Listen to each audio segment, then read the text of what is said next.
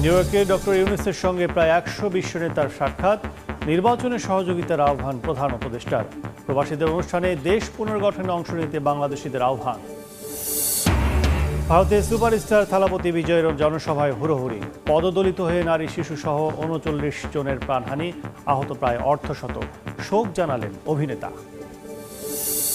নিষেধাজ্ঞা পেছানোর শর্তে ইরানের ইউরেনিয়াম চেয়েছিল যুক্তরাষ্ট্র, প্রস্তাব প্রত্যাখ্যান তেহরানের। জাতিসংঘের সিদ্ধান্তকে অবৈধ আখ্যা রাশিয়ার। এবং ইউক্রেন জুড়ে রাতভর শতাধিক ড্রোন হামলা পুতিন বাহিনীর। ক্ষতিগ্রস্ত রেলপথ, সুপারমার্কেট। ইউরোপের কোনো দেশে হামলার পরিকল্পনা নেই, জানালেন রুশ পররাষ্ট্রমন্ত্রী।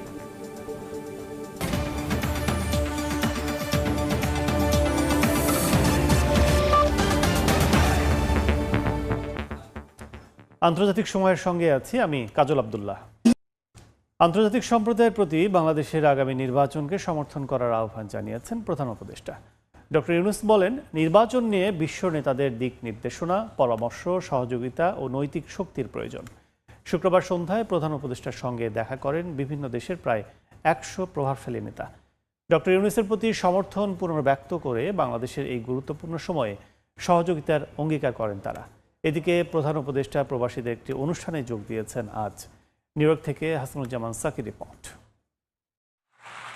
স্থানীয় সময় শুক্রবার সন্ধ্যায় প্রধান উপদেষ্টা ডক্টর মোহাম্মদ ইউনূসের সঙ্গে দেখা করতে তার আবাসস্থল নিউ ইয়র্কের গ্র্যান্ড হায়াত হোটেলের সুইটে আসেন বিশ্ব নেতারা। বিভিন্ন দেশের প্রায় ১০০ প্রভাবশালী নেতা সরকার প্রধানের সঙ্গে সৌজন্য সাক্ষাৎ ও কুশল বিনিময় করেন।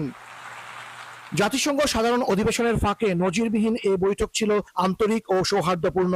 ডক্টর ইউনূসের নেতৃত্ব ও আজীবন দারিদ্র্য দূরীকরণ এবং মানবাধিকার ও সামাজিক ন্যায় বিচার প্রতিষ্ঠায় তার অবদানের প্রশংসা করে তারা বলেন, সাম্প্রতিক সময়ে বাংলাদেশ উল্লেখযোগ্য অগ্রগতি অর্জন করেছে। তবে দীর্ঘ ১৬ বছরের দুর্নীতি ও শোষণের কারণে বাংলাদেশ এখন বড় ধরনের চ্যালেঞ্জের মুখোমুখি হওয়ায় বিশ্ব নেতারা বাংলাদেশের পুনর্গঠন ও অর্থনৈতিক পুনরুদ্ধার কার্যক্রমে সহায়তার আশ্বাস দেন।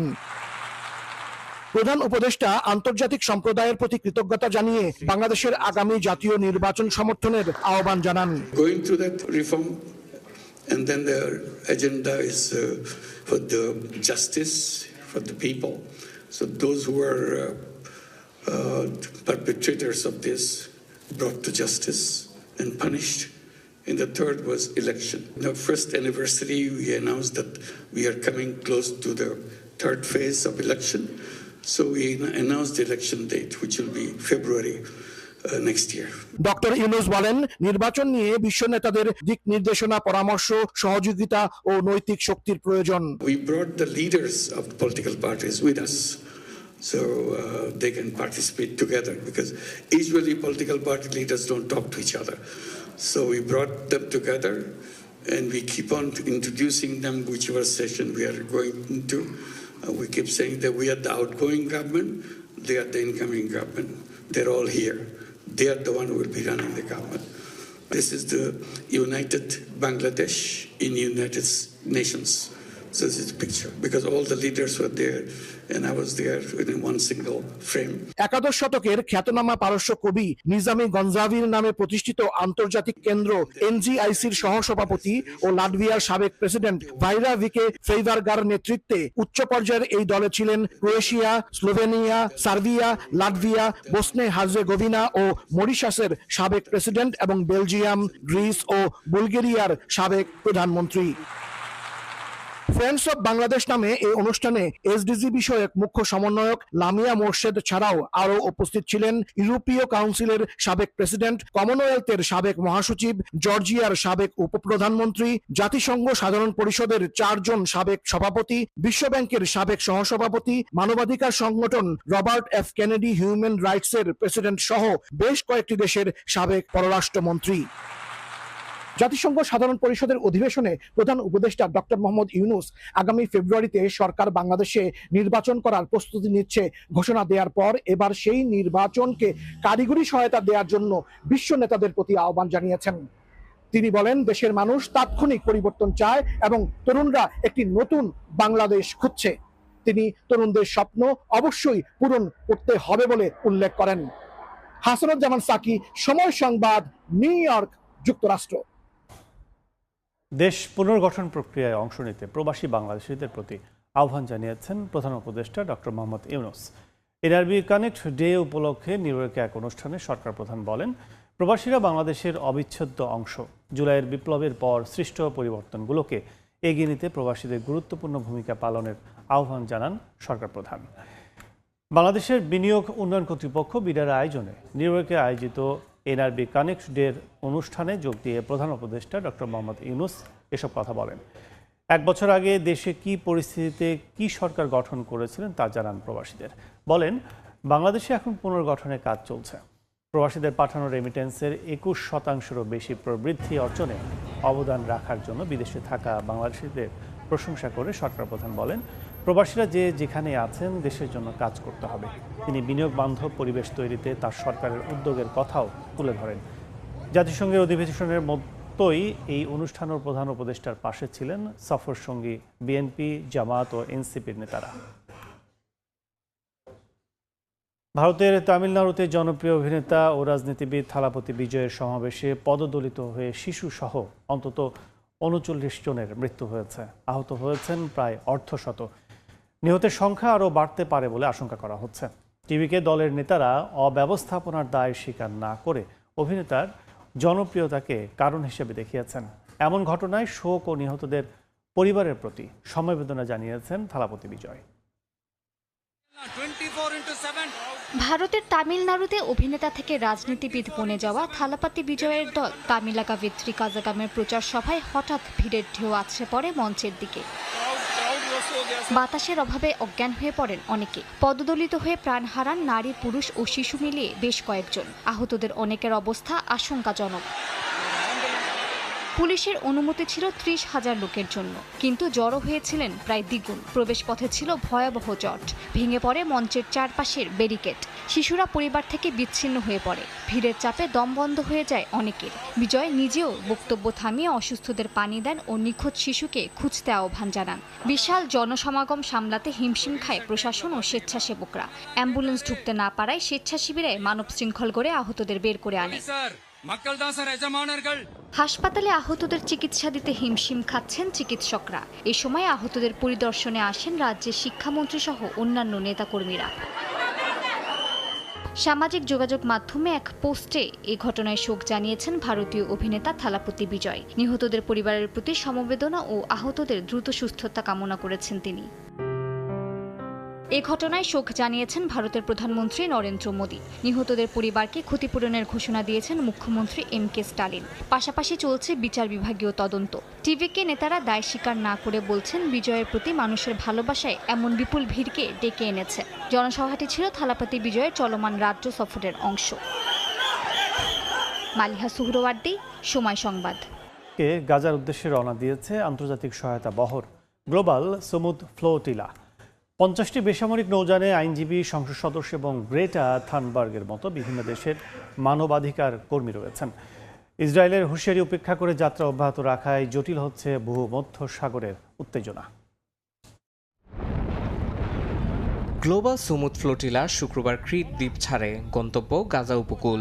এতে আইনজীবী, সংসদ সদস্য, মানবাধিকার কর্মী ও জলবায়ু আন্দোলন কর্মী সহ বহু মানুষ রয়েছেন। প্রায় 500 নটিক্যাল মাইল অতিক্রম করে ইসরায়েলি নিয়ন্ত্রিত জলসীমায় পৌঁছাতে হবে তাদের। আয়োজকরা জানাচ্ছেন, ত্রাণ বোঝাই নৌযান আগামী সপ্তাহের শুরুতে গাজার উপকূলে পৌঁছানোর লক্ষ্য তাদের। তবে যাত্রাপথে নৌযানগুলোকে একাধিকবার ড্রোন ও অজ্ঞাত সামরিক বিমানের উপস্থিতির মুখে পড়তে হয়েছে, যদিও কেউ আহত হননি। এদিকে তিউনিসিয়ার উপকূলে একটি নৌযানে হামলার অভিযোগে এক বিদেশিকে গ্রেফতার করেছে স্থানীয় কর্তৃপক্ষ। ইতালি ও স্পেন নিজেদের নাগরিকদের সুরক্ষায় ভূমধ্য সাগরে যুদ্ধজাহাজ মোতায়েন করেছে। গ্রিস বলছে, গ্লোবাল সমুদ ফ্লোটিলার নিরাপত্তা নিশ্চিতের কথা জানিয়েছে গ্রিসও। ইসরায়েল হুঁশিয়ারি দিয়েছে, কোনোভাবেই গাজার দিকে যাওয়া নৌযানগুলোকে অবরোধ ভাঙতে দেওয়া হবে না। অন্যদিকে ফ্লোটিলার ত্রাণ সামগ্রী সাইপ্রাসে রাখার প্রস্তাব দেওয়া হলেও তা প্রত্যাখ্যান করা হয়। এরই মধ্যে বিকল্প উপায়ে গাজায় মানবিক সহায়তা পৌঁছানোর আহ্বান দিয়েছে ইতালির প্রেসিডেন্ট। নৌযাত্রীদের সতর্ক করে ইতালির পররাষ্ট্র মন্ত্রণালয় জানায়, উদ্ধার বা মানবিক সহায়তা ছাড়া ইতালীয় নৌবাহিনী কোনো প্রতিরক্ষামূলক পদক্ষেপ নেবে না। যারা গাজাগামী মিশনে অটল থাকবে, ঝুঁকি ও দায়ভার ব্যক্তিগতভাবে বহন করতে হবে বলেও স্পষ্ট জানিয়ে দেওয়া হয়। ইয়াসিন মোহাম্মদ জিসান, সময় সংবাদ। ইরানের ইউরেনিয়াম যুক্তরাষ্ট্রের কাছে হস্তান্তরের শর্তে নিষেধাজ্ঞা ৩ মাস পেছানোর প্রস্তাব দিয়েছে ট্রাম্প প্রশাসন। এই প্রস্তাবকে অগ্রহণযোগ্য আখ্যা দিয়ে প্রত্যাখ্যান করেছেন ইরানের প্রেসিডেন্ট মাসুদ পেজেশকিয়ান। পাশাপাশি ইরানের ওপর নিষেধাজ্ঞা পুনর্বহাল নিয়ে জাতিসংঘ নিরাপত্তা পরিষদের সিদ্ধান্তকে অবৈধ বলে ঘোষণা করেছে রাশিয়া। এই পরিস্থিতিতে বিপাকে পড়েছেন ইরানের সাধারণ মানুষ। নিত্য প্রয়োজনীয় জিনিসের চড়া দামে অতিষ্ঠ বাসিন্দারা চান সমঝোতার মাধ্যমে দ্রুত নিষেধাজ্ঞা প্রত্যাহার। একদিকে দেশের অর্থনীতির ভঙ্গুর দশা, অন্যদিকে পরমাণু কর্মসূচি রক্ষা করার প্রয়োজনীয়তা, দুয়ে মিলিয়ে কোন ঠাসা হয়ে পড়েছে ইরান। ক্ষমতার এই লড়াইয়ের প্রভাব রাজনীতির ময়দানের পাশাপাশি পড়ছে সাধারণ মানুষের দৈনন্দিন জীবনেও। শুক্রবার জাতিসংঘ সাধারণ পরিষদে ইরানের ওপর নতুন করে নিষেধাজ্ঞা আরোপের সিদ্ধান্তের পর থেকেই তেহরানের বাসিন্দাদের মধ্যে দেখা দিয়েছে উদ্বেগ উৎকণ্ঠা। নিত্য প্রয়োজনীয় জিনিসের চড়া দামে নাজেহাল দশা তাদের। এ অবস্থায় সাধারণ মানুষের কথা মাথায় রেখে প্রশাসনকে সমঝোতার আহ্বান জানান বাসিন্দারা। সরকারের সিদ্ধান্ত নেওয়ার আগে জনগণের মতামত নেওয়া উচিত। আমরা সমঝোতা চাই, এটি এখন একমাত্র সমাধান।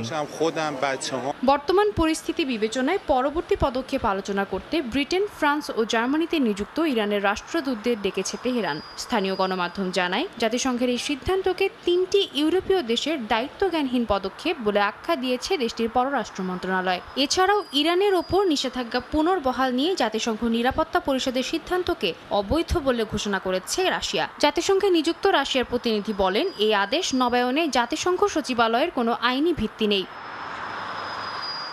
এদিকে স্ন্যাপব্যাক বা পুনরায় নিষেধাজ্ঞা আরোপ কার্যকর হওয়ার আগে ইরানকে আরেকটি প্রস্তাব দিয়েছে যুক্তরাষ্ট্র। ইরানের মজুত করা ইউরেনিয়াম ওয়াশিংটনের কাছে হস্তান্তরের শর্তে 3 মাসের জন্য নিষেধাজ্ঞা পেছাতে পারে ইরান। তবে এ প্রস্তাবকে অগ্রহণযোগ্য আখ্যা দিয়ে তা প্রত্যাখ্যান করেছে ইরানের প্রেসিডেন্ট মাসুদ পেজেশকিয়ান। তার দাবি, এমন কোনো নিশ্চয়তা নেই যে যুক্তরাষ্ট্র 3 মাস পর নতুন করে নিষেধাজ্ঞার ভয় দেখিয়ে আবারও কোনো দাবি উত্থাপন করবে না। পেজেশকিয়ান বলেন, এর আগে একই শর্তে 1 মাসের জন্য নিষেধাজ্ঞা পেছানোর প্রস্তাব দিয়েছিল ফ্রান্স।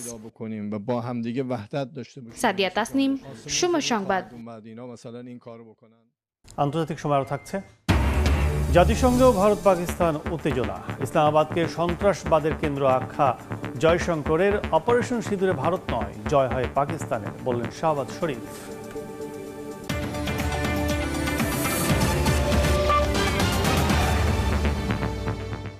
রাতভর রুশ ড্রোন হামলায় কাঁপল ইউক্রেন। দেশটির বিভিন্ন অঞ্চলে শতাধিক শাহেদ ড্রোন দিয়ে হামলা চালানো হয়েছে। এগুলোর মধ্যে কয়েকটি লক্ষ্যবস্তুতে আঘাত হানে। জাতিসংঘের অধিবেশনে রুশ পররাষ্ট্রমন্ত্রী ল্যাভরভ জানিয়েছেন, ইউরোপের কোনো দেশে হামলার পরিকল্পনা নেই রাশিয়ার, তবে যে কোনো আগ্রাসনের জবাব কঠোরভাবে দেওয়া হবে বলে সতর্ক বার্তা দিয়েছেন তিনি। অন্যদিকে ইউক্রেনের প্রেসিডেন্ট ভলোদিমির জেলেনস্কি হুঁশিয়ারি দিয়েছেন, রাশিয়া যদি কিয়েভকে অন্ধকারে নিমজ্জিত করে তবে রুশ রাজধানীতেও অন্ধকার নেমে আসবে। ইউক্রেন রাশিয়া যুদ্ধের 3 বছরের বেশি সময় পেরিয়ে গেলেও প্রতিদিন চলছে নতুন হামলা ও পাল্টা হামলা। ইউক্রেনীয় সামরিক বাহিনী জানিয়েছে, শুক্রবার রাতে রাশিয়া শতাধিক শাহেদ ড্রোন পাঠায়। এর মধ্যে 97টি ভূপাতিত করা হয় দেশের উত্তর, দক্ষিণ, পূর্ব ও মধ্যাঞ্চলে। তবে 17টি স্থানে ড্রোন আঘাত করতে সক্ষম হয়। জাপোরিজ্জিয়ায় একটি সুপারমার্কেট ও আশপাশের গাড়ি ক্ষতিগ্রস্ত হয়েছে। এতে বেশ কয়েকজন হতাহত হন। ইউক্রেনের খেরসুনেও রুশ হামলায় বেশ কয়েকজন হতাহত হয়েছেন। ওডেসায় একটি রেলপথ ক্ষতিগ্রস্ত হয়েছে। জাতিসংঘ সাধারণ পরিষদের ভাষণে রুশ পররাষ্ট্রমন্ত্রী ল্যাভরভ পশ্চিমা দেশগুলোর বিরুদ্ধে হুমকি চাপের নিন্দা করেন। ল্যাভরভ বলেন, পশ্চিমা দেশগুলো ইচ্ছাকৃতভাবে তৃতীয় বিশ্বযুদ্ধের ভয় ছড়িয়ে দিচ্ছে। রাশিয়াকে ন্যাটো ও ইউরোপ আক্রমণের পরিকল্পনাকারী বলে অভিযুক্ত করা হচ্ছে বলে ক্ষোভ প্রকাশ করেন তিনি। বলেন, ন্যাটো ও ইউরোপীয় ইউনিয়নের বিরুদ্ধে রাশিয়ার কোনো হামলার পরিকল্পনা নেই, তবে যে কোনো আগ্রাসন কঠোরভাবে প্রতিহত করা হবে। যুক্তরাষ্ট্রের মধ্যস্থতায় যুদ্ধবিরতির সম্ভাবনার কথা উল্লেখ করেছেন তিনি। আলাস্কায় সাম্প্রতিক শীর্ষ বৈঠকের পর 2 দেশের মধ্যে সংলাপ এগিয়ে নেওয়ার ভিত্তি তৈরি হয়েছে বলেও মন্তব্য করেন রুশ পররাষ্ট্রমন্ত্রী। বর্তমান মার্কিন প্রশাসনের মনোভাবের মধ্যে আমরা দেখতে পাচ্ছি যে তারা শুধু ইউক্রেন সংকটের বাস্তবসম্মত সমাধানে অবদান রাখতে চায় না, বরং কোনো তাত্ত্বিক মত বা আদর্শের পেছনে না পড়ে বাস্তবসম্মত সহযোগিতা করতে চায়। বিশ্বের পরিস্থিতি নিয়ন্ত্রণে রাখার বিশেষ দায়িত্ব রয়েছে রাশিয়া ও যুক্তরাষ্ট্র। Однако любая агрессия против моей страны যদিও ল্যাভরভের এমন দাবি প্রত্যাখ্যান করে ইউক্রেনের প্রেসিডেন্ট ভলোদিমির জেলেনস্কি দাবি করেছেন ইউক্রেন ছাড়া আরও একটি ইউরোপীয় দেশে হামলার পরিকল্পনা করছে রাশিয়া। তবে কোন দেশ তা বলেননি তিনি। এ সময় জেলেনস্কি হুঁশিয়ারি দিয়ে বলেন, যদি ইউক্রেনের রাজধানী কিয়েভ বিদ্যুৎহীন হয়ে পড়ে তবে রুশ রাজধানীতেও অন্ধকার নেমে আসবে। আগামী সপ্তাহগুলোতে ইউক্রেনীয় কর্মকর্তারা যুক্তরাষ্ট্র সফর করবেন বলে জানিয়েছেন ইউক্রেনের প্রেসিডেন্ট। আলোচনায় থাকবে $9,000 কোটি অস্ত্র চুক্তি, দীর্ঘ পাল্লার ক্ষেপণাস্ত্র ও যৌথ ড্রোন উৎপাদনের পরিকল্পনা। মালিহা সুহরওয়ার্দী, সময় সংবাদ। ইউক্রেনের পর ইউরোপীয় ইউনিয়নের দেশগুলো রাশিয়ার পরবর্তী হামলার শিকার হতে পারে এমন আশঙ্কায় জার্মানির বন্দরনগরী হামবুর্গে চলছে রেড স্টর্ম ব্র্যাভো শিরোনামে অত্যাধুনিক সামরিক মহড়া। এ সময় ড্রোন দিয়েই শত্রুপক্ষের ড্রোন ভূপাতিত করা সহ যুদ্ধক্ষেত্রে অত্যাধুনিক সমরাস্ত্রের ব্যবহার এবং রোবটের কৌশলগত দক্ষতা মহড়ায় তুলে ধরা হয়। জার্মানি থেকে আরও জানাচ্ছেন বিটু বড়ুয়া।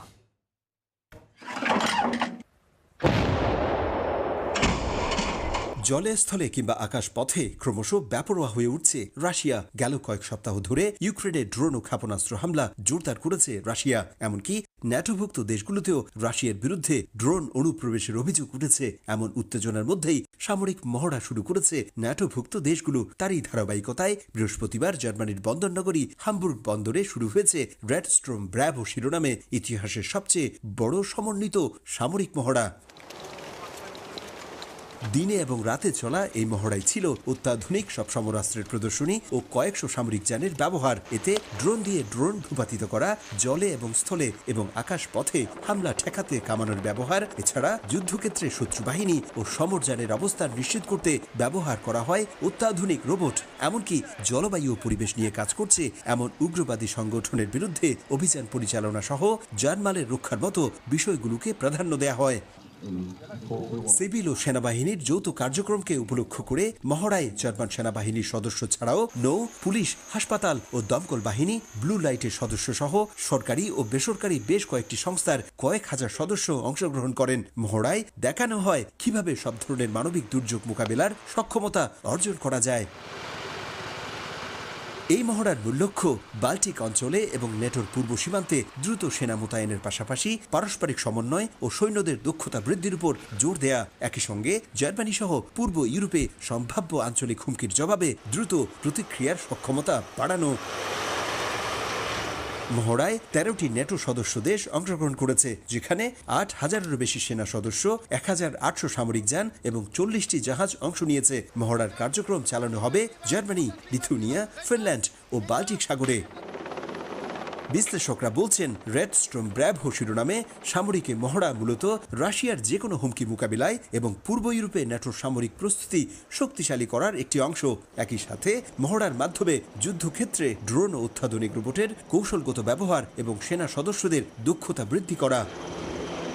সাম্প্রতিক সময়ে যুদ্ধবিধ্বস্ত ইউক্রেনে ড্রোন হামলা জোরদার করেছে রাশিয়া। শুধু তাই নয়, ইউক্রেন ছাড়িয়ে রাশিয়ার ফাইটার জেট, যুদ্ধজাহাজ এবং ড্রোন দেখা গেছে পোল্যান্ড, লাটভিয়া এবং ডেনমার্কের সীমানায়, যা পশ্চিমাদের জন্য সবচেয়ে বড়সড় হুমকি বলে মনে করছে সামরিক জোট ন্যাটো। তাই রাশিয়ার বিরুদ্ধে যুদ্ধের প্রস্তুতি হিসেবে এই রেড স্টর্ম ব্র্যাভোর মতো সামরিক মহড়া অত্যন্ত জরুরি বলে মনে করছেন সামরিক বিশ্লেষকরা। জার্মানি থেকে বিটু বড়ুয়া, সময় সংবাদ। দেখা গেল ভারত পাকিস্তান দ্বৈরথের। পাকিস্তানকে সন্ত্রাসবাদের কেন্দ্রবিন্দু হিসেবে আখ্যা দিয়েছেন ভারতের পররাষ্ট্রমন্ত্রী এস জয়শঙ্কর। অপারেশন সিঁদুরের মধ্য দিয়ে সন্ত্রাসবাদের বিচার করেছে মোদী সরকার বলে দাবি করেন তিনি।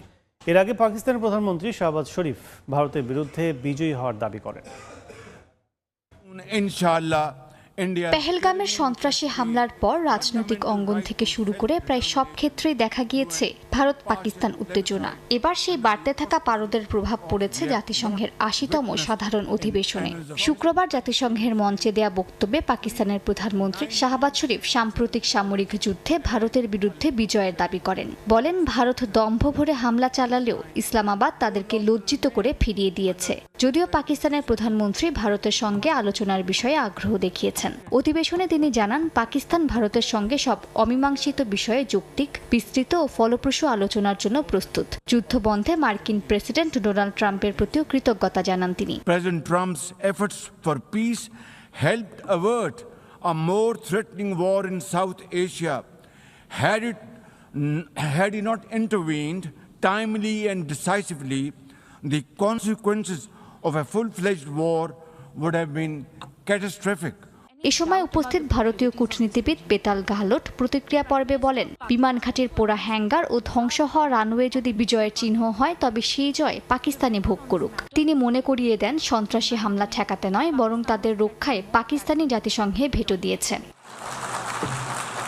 শনিবার জাতিসংঘের ৮০তম অধিবেশনে বক্তব্য রাখেন ভারতের পররাষ্ট্রমন্ত্রী এস জয়শঙ্কর। পেহেলগামে এপ্রিলের সন্ত্রাসী হামলায় পর্যটক হত্যার প্রসঙ্গ টেনে তিনি বলেন, ভারত জনগণকে রক্ষায় সন্ত্রাসীদের বিচার করেছে। পাকিস্তানকে সরাসরি সন্ত্রাসের কেন্দ্রবিন্দু আখ্যা দিয়ে তিনি আন্তর্জাতিক সহযোগিতা জোরদারের আহ্বান জানান। Countering terrorism is a particular priority because it synthesizes bigotry, violence, intolerance and fear.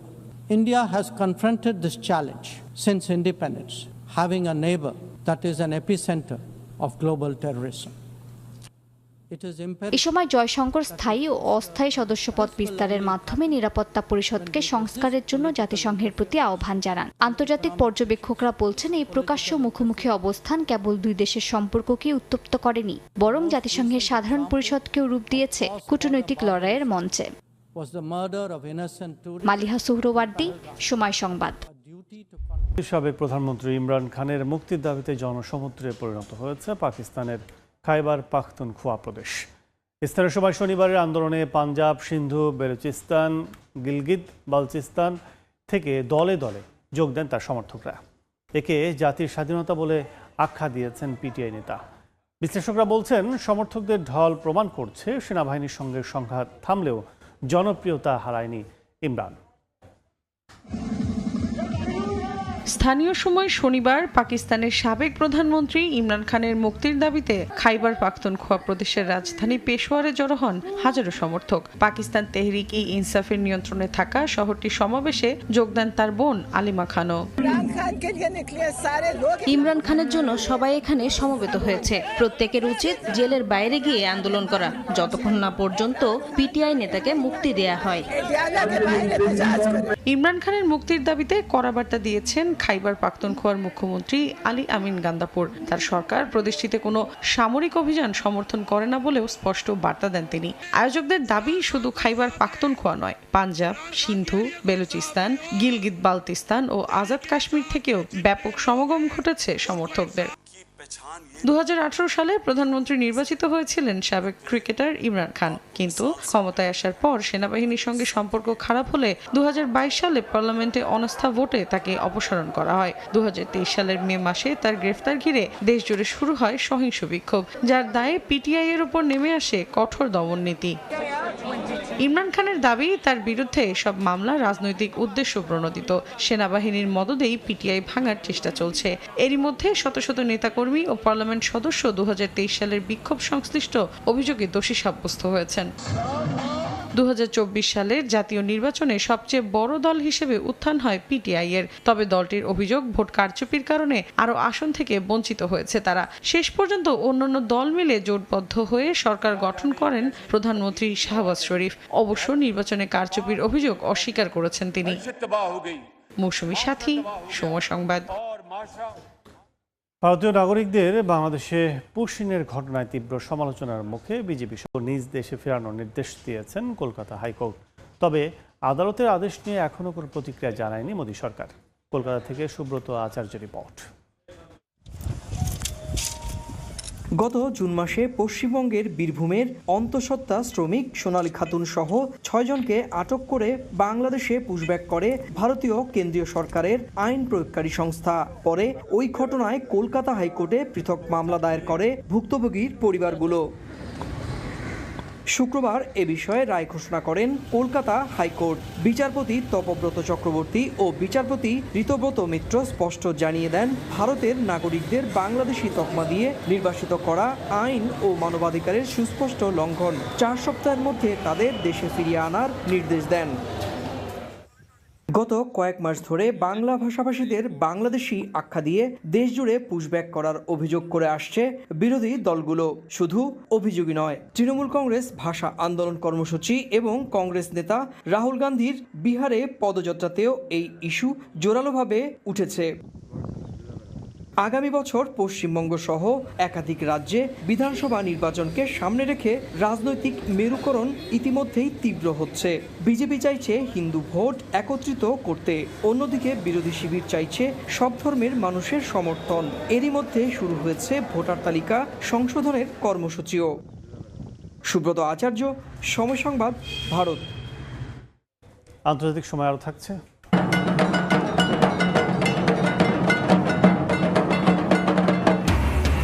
শারদীয় দুর্গোৎসব ঘিরে কলকাতায় ঢাকিদের মিলন মেলা। তালে তালে পূজা আয়োজকদের দৃষ্টি আকর্ষণের চেষ্টা। ৩,৫০০ মণ্ডপে এবার ঢাকে চাহিদা দ্বিগুণ। পরিষদের অধিবেশনে মার্কিন প্রেসিডেন্ট ডোনাল্ড ট্রাম্পের জলবায়ু পরিবর্তন নিয়ে বিস্ফোরক মন্তব্যের পর ফুঁসে উঠেছে দক্ষিণ কোরিয়ার সাধারণ মানুষ। শনিবার রাজধানী সিউলের রাস্তায় নেমে ট্রাম্প বিরোধী বিক্ষোভ করেন প্রায় ৩০,০০০-এর বেশি পরিবেশ কর্মী।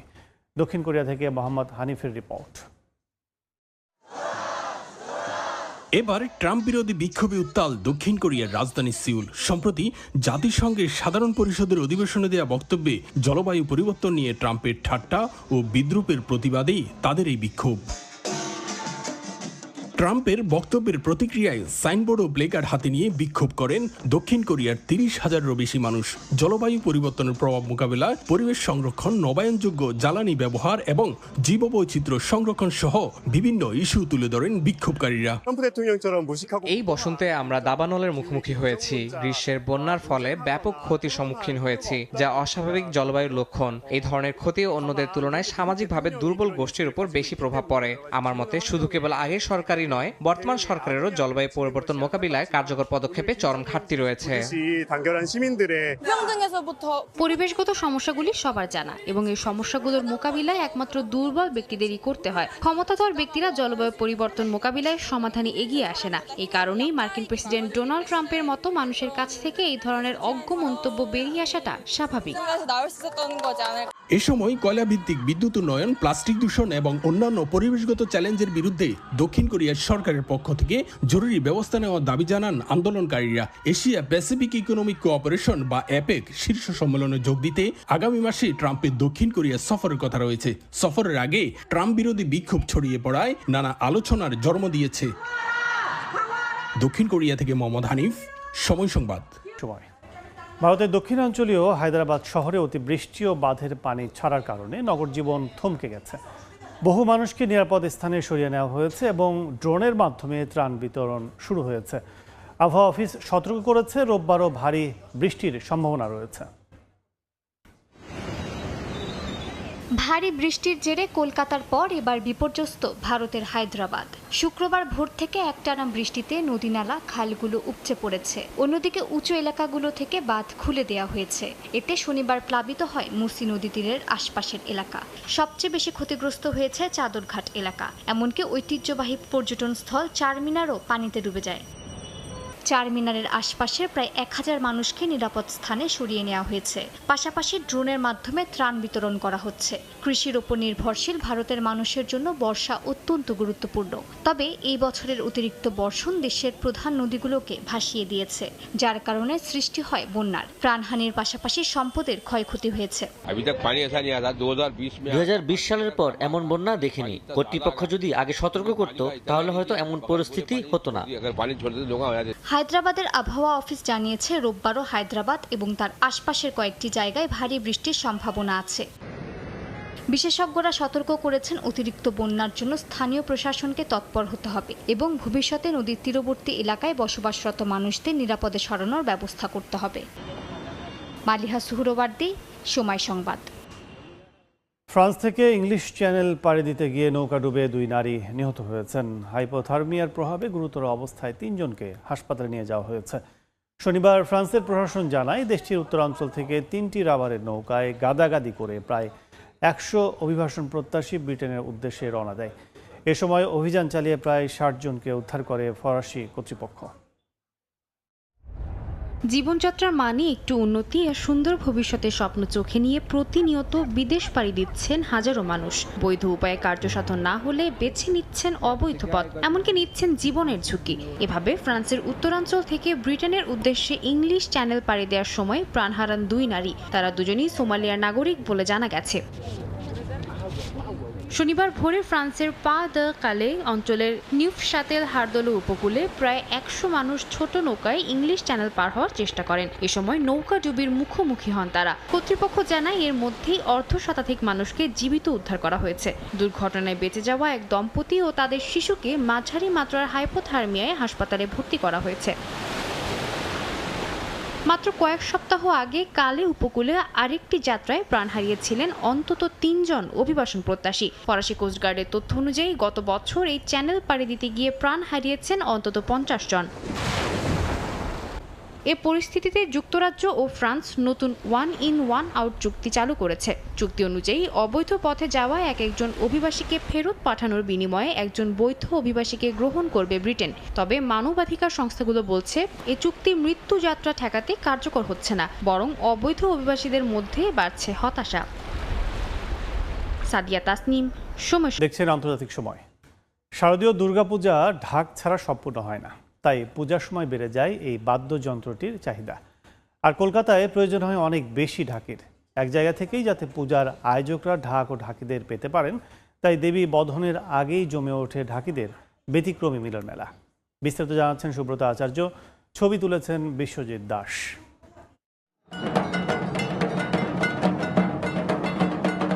শরৎকালে ঢাকের শব্দই জানান দেয় মর্তে পা রেখেছেন দশভুজা দেবী দুর্গা।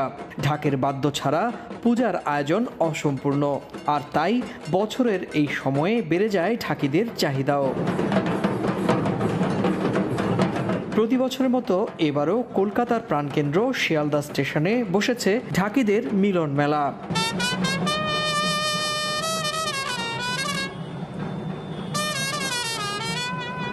রাজ্যের বিভিন্ন জেলা থেকে আসা কয়েকশো ঢাকি একত্রিত হয়েছেন এখানে।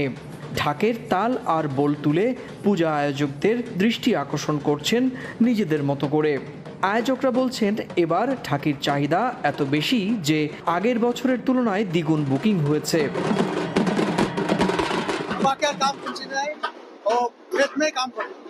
আর বাকি কেরালা যায়, সিজনে কাজ না করি, বাকিটা অন্য কাজ করি। 10টা সময় নাগাদ নেমেছি, কিন্তু এখন অব্দি কোনো আশা ভরসা পাওয়া যাচ্ছে না। যেখানে 12-15 হাজার টাকা, সেখানে 20-22-23 যা যেমন রেট নিচ্ছে। চাষ করি, তারপর ঢাক হয়েছে, ঢাকের সময় পুজো হলে ঢাক বাজ আসে, আমরা আবার ঢাক বাজার পুজো হয়ে শেষ হলে আবার বাড়ি চলে যায়, চাষের কাজ করি।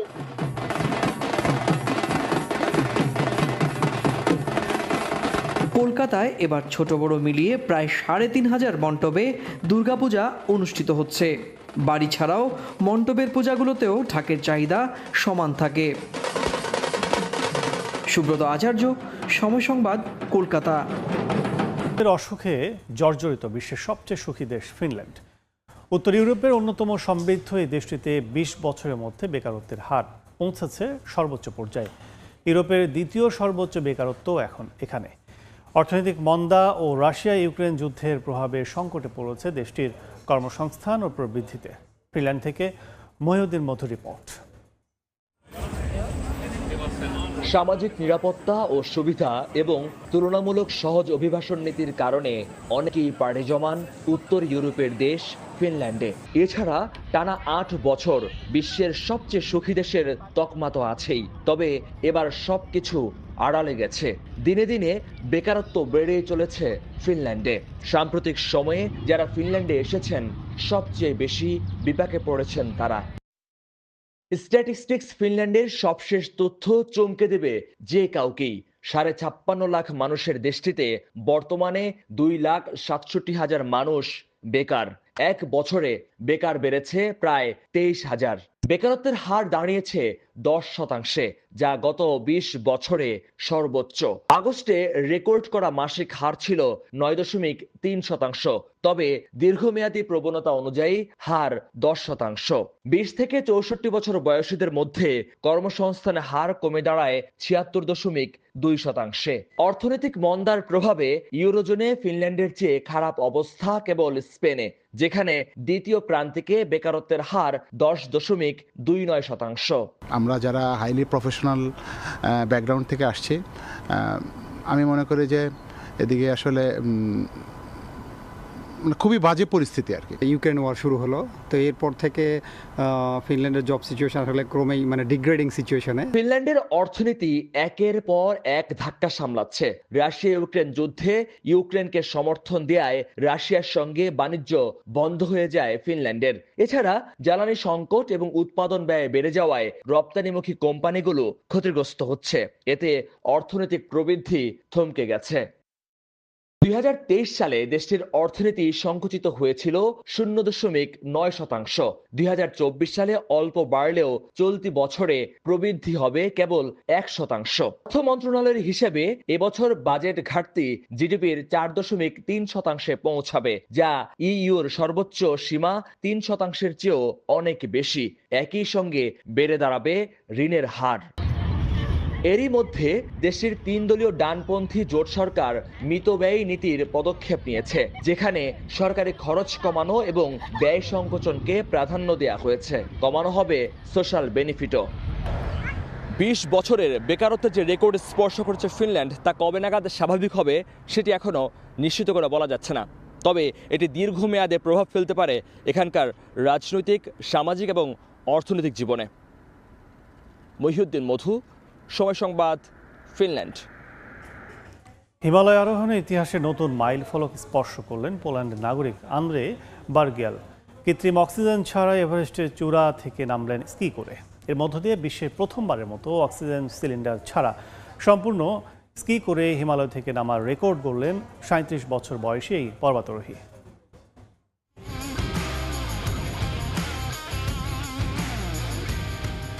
হিমালয়ের চূড়ায় যেখানে শ্বাস নেয়াই দায়, সেখান থেকে কৃত্রিম অক্সিজেন ছাড়াই স্কি করে নামলেন আন্দ্রে বার্গিয়েল। নাম লেখালেন ইতিহাসের পাতায়। স্থানীয় সময় সোমবার সকালেই 8,849 মিটার উচ্চতায় পৌঁছান 37 বছর বয়সী পোল্যান্ডের নাগরিক বার্গিয়েল। পরে বিশেষ স্কি বুট বেঁধে খাড়া বরফ ঢাল বেয়ে নামতে শুরু করেন তিনি। প্রথম দিন রাত পর্যন্ত দক্ষিণ কোল পেরিয়ে ক্যাম্প 2-তে পৌঁছে রাত যাপন করেন। পরদিন আবারও স্কি করে নামতে শুরু করেন তিনি। তীব্র তুষারপাতের কারণে 16 ঘন্টা তাকে কাটাতে হয়েছে ডেথ জোনে, যেখানে বাতাসের অক্সিজেনের মাত্রা বিপজ্জনকভাবে কম থাকে। পরে বিশ্বের অত্যন্ত বিপজ্জনক খুম্বু আইসফল পেরিয়ে অবশেষে নিরাপদে পৌঁছান এভারেস্টের বেস ক্যাম্পে। নিশ্চয়ই শীর্ষে থাকা অবস্থাটা ছিল কঠিন মুহূর্ত, কারণ সময় ব্যবস্থাপনা নিয়ে অনিশ্চয়তা ছিল, আর সময়ও বেশি ছিল না। আমার মনে হচ্ছিল হয়তো পরের বার আর এটি সম্ভব হবে না, আর এই সময়সীমাটা তুলনামূলকভাবে দেরিতেই নির্ধারিত হয়েছিল।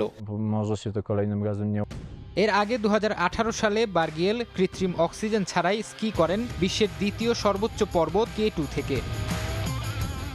এভারেস্টে স্কি অবতরণের ইতিহাস নতুন নয়। এর আগে 2000 সালে স্লোভেনিয়ার দাভোরিন কার্নিকারও স্কি করে সর্বোচ্চ চূড়া থেকে নামেন, তবে তিনি কৃত্রিম অক্সিজেনের সহায়তা নিয়েছিলেন। ফারহাদ চৌধুরী, সময় সংবাদ। আন্তর্জাতিক সময়ের শীর্ষ সংবাদগুলো জানিয়ে দিচ্ছে আরেকবার। নিউ ইয়র্কে ডক্টর ইউনূসের সঙ্গে প্রায় 100 বিশ্ব নেতার সাক্ষাৎ। নির্বাচনের সহযোগিতার আহ্বান প্রধান উপদেষ্টার। প্রবাসীদের অনুষ্ঠানে দেশ পুনর্গঠনে অংশ নিতে বাংলাদেশিদের আহ্বান। ভারতের সুপারস্টার থালাপতি বিজয়ের জনসভায় হুড়োহুড়ি। পদদলিত হয়ে নারী শিশু সহ 39 জনের প্রাণহানি, আহত প্রায় অর্ধশত। শোক জানালেন অভিনেতা। এবং বিশ্বজুড়ে নিন্দার অপমানের পরেও গাজায় ইসরায়েলি আগ্রাসন, একদিনে নিহত আরও 91। মধ্য ও দক্ষিণাঞ্চলে বাস্তুচ্যুতদের ভিড়, খাবার ও বিশুদ্ধ পানির তীব্র সংকট।